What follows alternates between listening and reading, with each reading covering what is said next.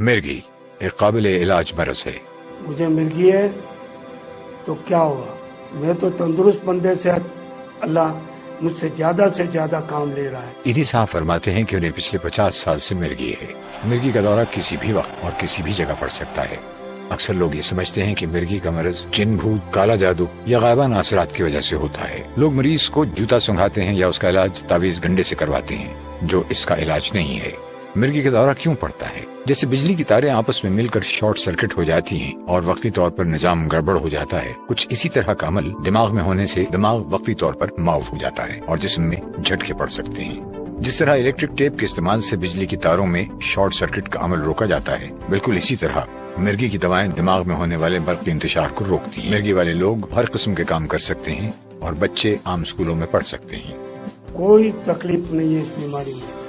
आपको भी इस बीमारी को जानते हुए, होते हुए कोई काम में रुकावट नहीं करनी चाहिए, पूरे का पूरा काम करना चाहिए, दवा नहीं छोड़नी चाहिए। इसी तरह दुनिया की तारीख में आपको सैकड़ों ऐसे लोग मिलेंगे जिन्होंने मिर्गी होने के बावजूद बहुत से कारहाय नुमाए अंजाम दिए। मिसाल के तौर पर शहंशाह सिकंदर आजम, फ्रांसीसी जनरल नेपोलियन बोनापार्ट, हकीम सुकरात, Alfred Nobel, Michelangelo, John T Rhodes. ये बात वाज़ेह है कि मिर्गी वाले लोग हर तरह के काम सर अंजाम दे सकते हैं। याद रखिए, मिर्गी के इलाज के लिए तजवीज़ करदा दवाओं को पाबंदी के साथ और लंबे अरसे तक लेना जरूरी है।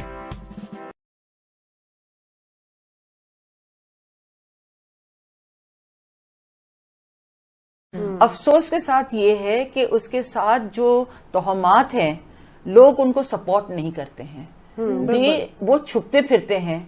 टूरिस्ट तो हैं, जो सेलिब्रिटीज हैं जो इस बीमारी का जो है वो पेशेंट रह चुके हैं, उन्होंने एक्सपीरियंस किया है इस चीज को। और सबसे मोहतरम शख्सियत हमारे मुल्क की, और जितना मैं तो कहती हूँ कि जितना काम उन्होंने इंसानियत के लिए और पाकिस्तान के लिए किया है, कोई भी नहीं कर सकता है। अब्दुल सत्तार ईदी साहब बहुत एक नई बात है और लोगों के लिए बहुत अच्छा आसान है कि क्योंकि जब इस तरह की सेलिब्रिटीज को, बड़े लोगों को भी इस चीज की बीमारी हो सकती है और वो इस चीज को एक्सपीरियंस कर सकते हैं, तो इसमें कोई शर्मिंदगी वाली बात नहीं है अगर आपके किसी भी फैमिली मेंबर्स को। और इसी अवेयरनेस, इसी हवाले से हम एक डॉक्यूमेंट्री दिखाना चाहेंगे आपको। सो नाज़रीन, अचो हिकिड़ी डॉक्यूमेंट्री ॾिसूं था एपिलेप्सी जे हवाले सां, ऐं असां अॻु में बि हलाई आहे ऐं असां वरी हलायूं पिया। जिन नाज़रीन जिन माण्हुनि अॻु में न ॾिसी सघिया आहिनि उन्हनि खां मिस थी वियो सो ॾिसनि। ऐं हिकिड़ी अहिड़ी अवेयरनेस आहे जेका तव्हां जेॾो वधीक फैलायो, जेॾी वधीक इंफॉर्मेशन इन जी तव्हां फैलायो, ओॾो बहितर आहे। सो अचो ॾिसूं था डॉक्यूमेंट्री। मिर्गी एक काबिल इलाज मरज है। मुझे मिर्गी है तो क्या हुआ, मैं तो तंदुरुस्त बंदे से अल्लाह मुझसे ज्यादा से ज्यादा काम ले।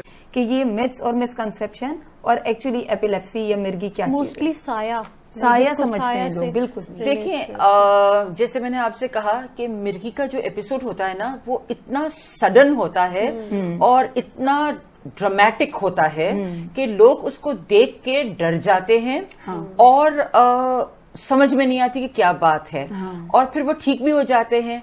अगर आप उनको किसी कोई लॉजिक नहीं होती है, कुछ अचानक से हो, अचानक से चला जाए और उसकी आप उनको एक्सप्लेनेशन ना हो, तो लोग इसी तरह कहते हैं कि भाई उसमें तो जिन का असर हो गया या जादू किसी ने किया है या बुरी नजर डाली है। हमारे जो एनजीओ का और अवेयरनेस का स्लोगन यही है कि मिर्गी काबिले इलाज है। ये जिन, भूत, जादू टोना या गायबाना असरात की वजह से नहीं है। इसका इलाज है, आप अपने करीबी डॉक्टर के पास जाएं, या अगर आपको वहां से इलाज नहीं होता, आप हमारे सेंटर पे भी आ सकते हैं। लेकिन हर डॉक्टर ट्रीट कर सकता है मिर्गी। कॉम्प्लिकेटेड केसेस जो होते हैं वो फिर आप प्रेफर करते स्पेशलिस्ट को। हम लोग हमेशा यही कहते हैं, आप आएं, दिखाएं स्पेशलिस्ट को and then go back to your family physician. क्योंकि देखिए, आप बार बार तो नहीं आ सकते हैं डॉक्टर के पास, कंसल्टेंट के पास।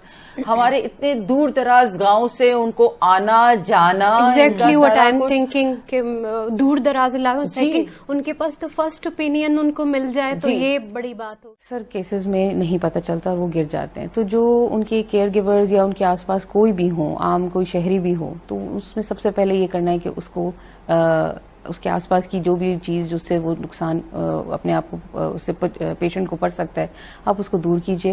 پیشنٹ کو ایک کروٹ پہ لٹا دیجیے اور اس کی اگر اس نے کوئی ٹائی یا کوئی گلے کے ارد گرد کوئی دوپٹہ یا باندھا ہوا اس کو لوز کر دیجیے کیونکہ وہ سانس نہیں لے پائے گا یا وہ پرابلم نہ ہوگا. جب دورے کی کیفیت مکمل ہو جاتی ہے اور وہ دورہ پڑنا ختم ہو جاتا ہے تو اس کے بعد پیشنٹ کے ساتھ ہی رہنا چاہیے یہ تسلی دینے کے لیے کہ کہ سب چیز ٹھیک ہے اور اس کو اعتماد میں رہیں. یا جو مرگی کا مرض جس شخص کو ہے یا اسے ایک نارمل فٹ پڑ رہا ہے کیسے فرق پڑتا ہے؟ کوئی ٹیسٹ ہوتا ہے؟ کوئی تشخیص کا کیا طریقہ ہے اس کا؟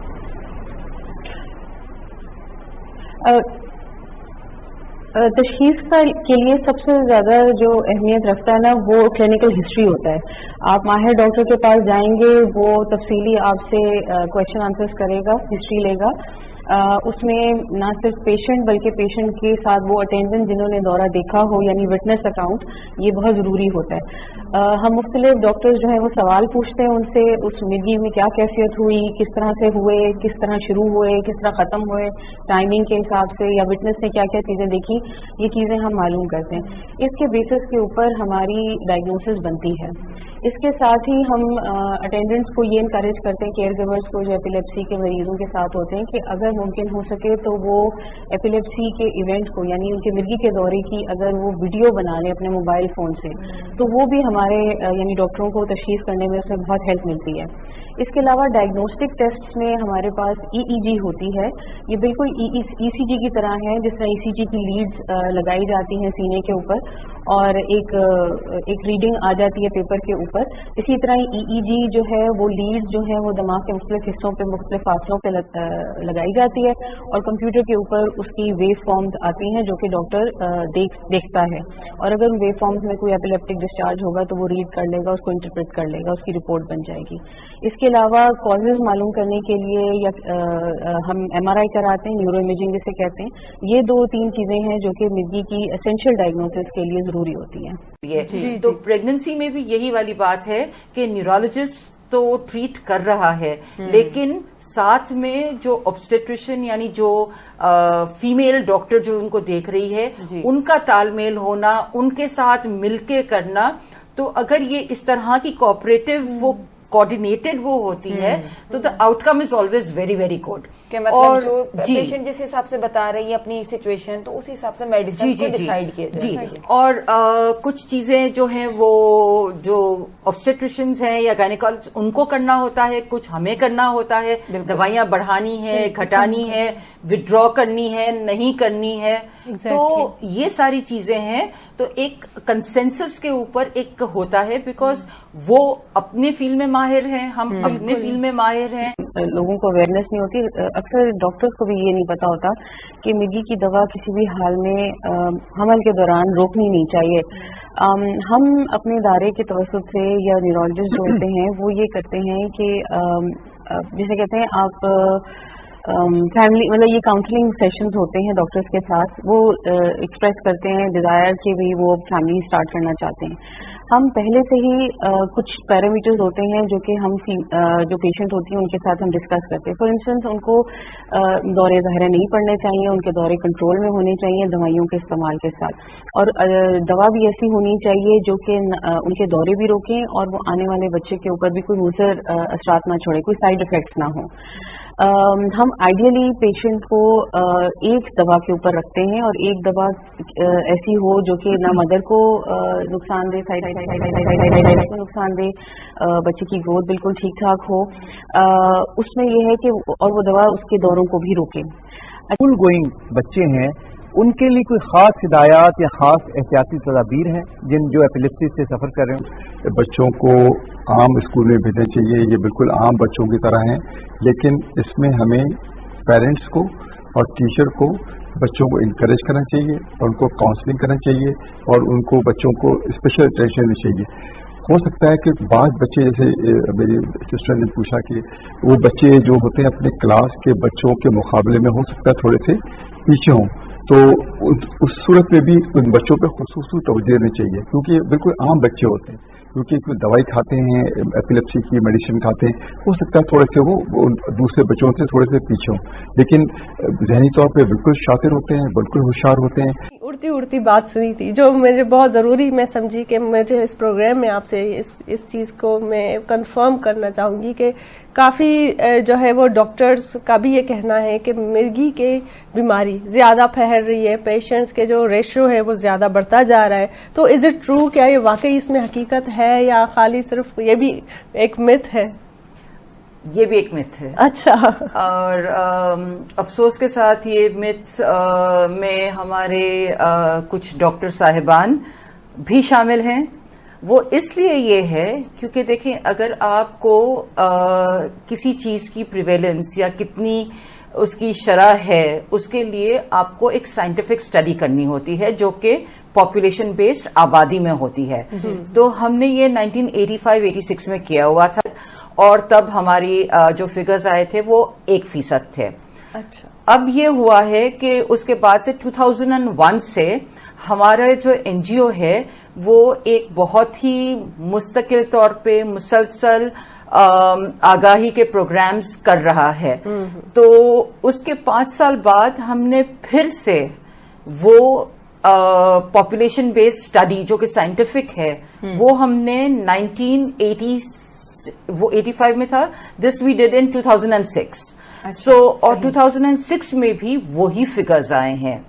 अब जो डॉक्टर साहिबान क्लिनिक्स में बैठ के ज्यादा पेशेंट्स को देख रहे हैं, आगाही ज्यादा हो गई है मरीजों में, लोगों में, तो अब ये ज्यादा आके ट्रीटमेंट ले रहे हैं। तो द जनरल जो पर्सपेक्टिव या जो एक सोच आ गई है कि अब ज्यादा मरीज आ रहे हैं, इसका मतलब है कि मरीज की शरह बढ़ गई है।